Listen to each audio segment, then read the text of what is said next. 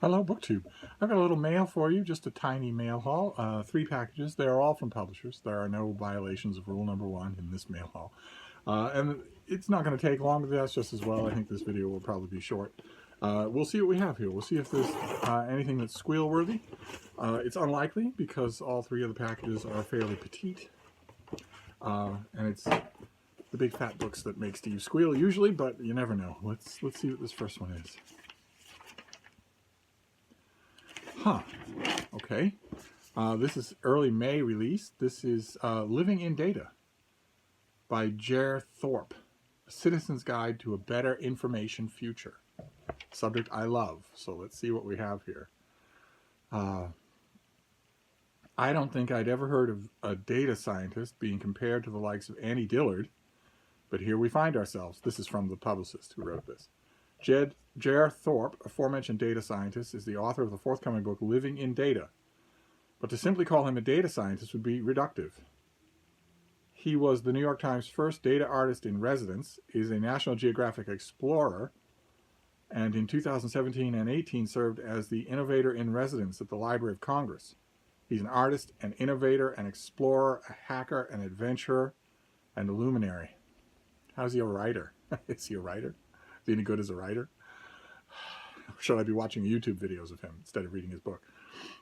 Thorpe is perhaps best known for designing the algorithm to place the nearly 3,000 names on the 9/11 memorial in Manhattan. Built-in processing, these computational tools allowed the designers of the memorial to satisfy the nearly 1,500 meaningful adjacency requests made by family members of victims. Throughout his career, he's come to realize his mission, to find the people in the big data. Today, when we look at the data illustrating COVID-19's toll on the global population, it is easy to separate the line graphs from the human lives being plugged into an algorithm. The people have gotten lost in these numbers. And it's Thorpe's mission to teach us how to live in data, and not let ourselves become dehumanized in the statistics. Living in Data is a surprisingly beautiful book. Well, okay, all right. You touting his non-literary achievements is your way of saying the literary stuff doesn't matter. He wrote a book. This is not a TED Talk. So is it a beautiful book? Let's find out. We follow Thorpe throughout the 164 rivers that join the Mississippi along its 2,000-mile course from Lake Itzaka to the Gulf of Mexico.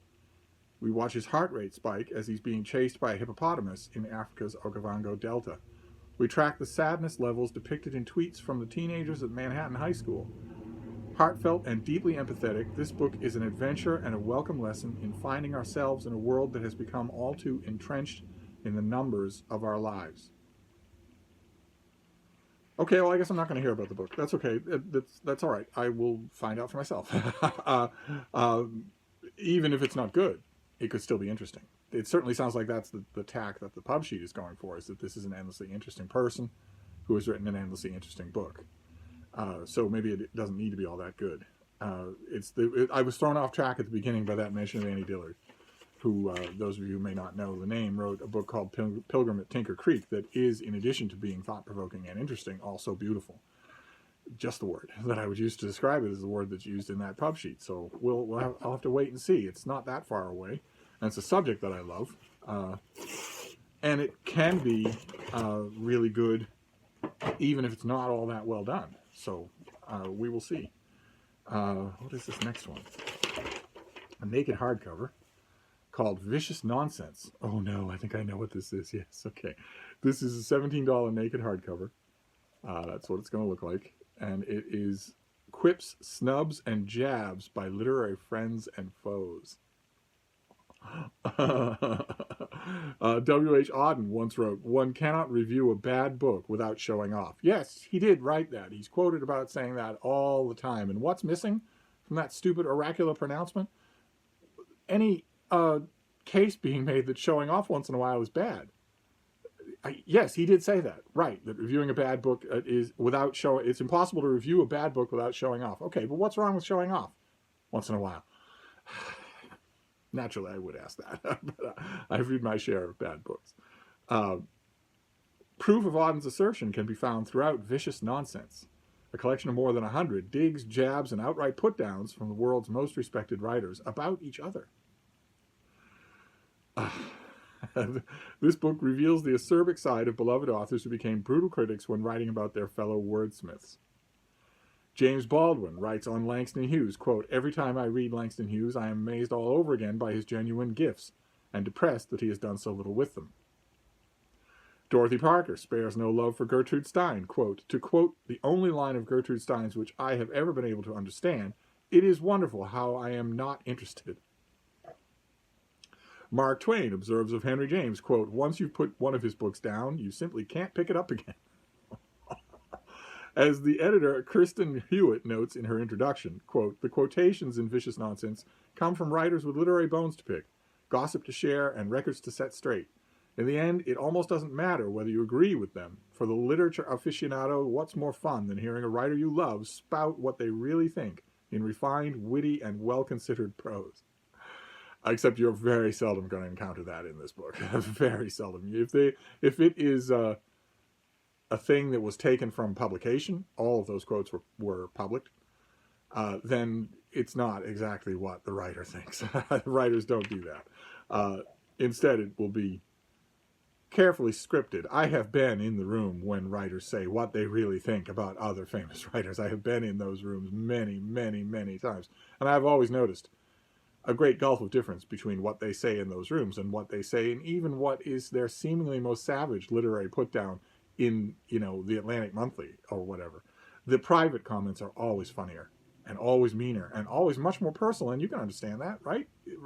No writer could really rip on another writer without risking slander, without risking a libel action. So they don't do it. You have to dig through their libraries, their private journals, to find that. We saw that the other day. We saw an old book where an author did that. That's fantastic, though. That's great. So this comes out on March 30th. This comes out this month, and it's just presumably full of of those. Let's see if we can find someone else here, since we're dishing the dirt. Oh my. Okay. Wow. It's a wonder this thing is this big. It's you get one quote on each page. And usually, look at that. Usually at the bottom, just the attribution, not even context. Good Lord, that's a little skimpy. So Arthur Balfour, writing on Winston Churchill, "I see you have written a book about yourself and called it The World Crisis." We have Mary McCarthy, 1979, about Lillian Hellman. She is tremendously overrated, a bad writer, and a dishonest writer. Every word she writes is a lie, including and the. But that wasn't written. That was said. That was said on the Dick Cavett show. There's a huge story that comes from it. There was a huge legal action that was taken. It's a perfect example of what I'm talking about, where most writers don't say these sorts of things or write them because they have the example of Mary McCarthy and Lillian Hellman in mind when they do.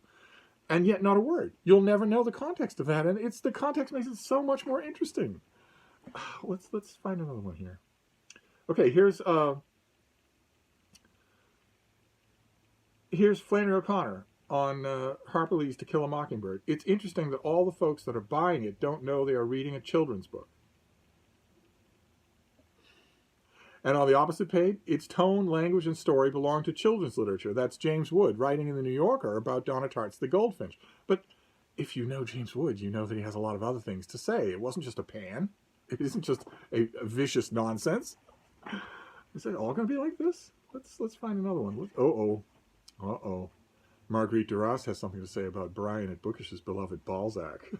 What could that be? Balzac describes everything. Everything. It's exhaustive. It's an inventory. His books are indigestible. There's no place for the reader. Okay, well, I have, of course, you've all seen books like this before. There are many of them.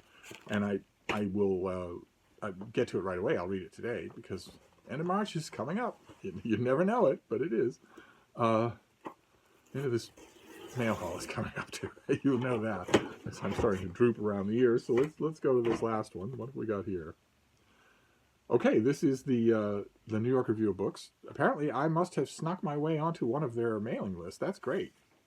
Although I've wailed before the New York Review of Books, in addition to being a great literary journal, also sponsors. They also underwrite a reprint line that's fairly extensive by now. You could fill a whole big floor-to-ceiling bookcase with New York Review of Book reprints. And in all that time, in all those hundreds of volumes, the people in the room making the decisions on what they should reprint with loving care and newly commissioned introductions, just a wonderful endeavor. I can't praise it high enough, but the people in that room have tastes that are almost 100% the opposite of my own. Almost exactly the opposite. In the entire time they've been printing books, hundreds and hundreds of books, probably I could fill one modest shelf with books that I myself would want. They did a volume of the great Elizabeth Hardwick. They did Stalingrad by Vasily Grossman, but mostly no. So let's see if that run is. All right, okay. This is Finding the Raga, an improvisation on Indian music by Amit Chaudhuri. Not a long thing here. Certainly not a classic, but let's see here. This book follows the progress of the author's appreciation, apprenticeship, and mastery of the varied forms and styles of northern India's classical music. The author acts as a guide to a set of songs and genres very different from the musical tradition of the West. He uses his knowledge and practice of Indian music to examine and explore Indian literature, particularly the school we call modernism, his own fiction writing, and life itself. Okay. Right, the New York Review of Books has done it again. They've done it again. This was published in 2021. This is just a book that they're bringing out. This is not a reprint of anything this is one case where maybe that room of editors isn't involved. Maybe this is just a totally different thing. Maybe they're just going to start publishing books. If so, good for them. We can always use another discriminating, intelligent publishing arm. But this isn't a reprint of a lost classic or a neglected work or anything like that. If I remember correctly, I don't know if I'll have a list. If I remember correctly, this is an author that I like. Not sure how much that... Yeah, okay. Yeah, there's a long list of works. And yes, okay, this is an author I very much like. Okay, so now it's just a question of how interesting the author can be about this subject. We shall see. So that is the mail. Very interesting. So we have Living in Data by J.R. Thorpe. About... refusing to abstract data and refusing to let it go cold, remembering that there are people involved in algorithms. I was thrown a little by the comparison with Annie Dillard. I was also thrown a little with the pub sheets mention that it's so easy to disassociate human beings from COVID-19 death statistics. I don't know anyone who has done that except the former president of the United States. I don't know anyone who has been able to do that. And I certainly never have, or was even ever tempted to. And even if you were tempted to, you had cable news shows 24 hours a day, every day, reminding you that those are people and not numbers. So those things threw me, but those things aren't the book. They don't have anything to do with the book. So we shall see. It sounds like the author's been around the block a few times, so might have a lot of interesting things to say. Then we have Finding the Raga, a disquisition on Indian music by a very talented writer, and Vicious Nonsense, collection of literary quips issued from authors about authors, and sometimes to authors. So that's the mail for today. A very interesting batch. So we have things that are coming right up, things that aren't. That's fine by me. I've got a loaded docket for the next, for the weekend anyway. So I'm going to wrap this up for now. If I get more mail, I will not open it off camera. I will just sit on it patiently, like a hen on eggs, and wait until tomorrow. Thank you, BookTube.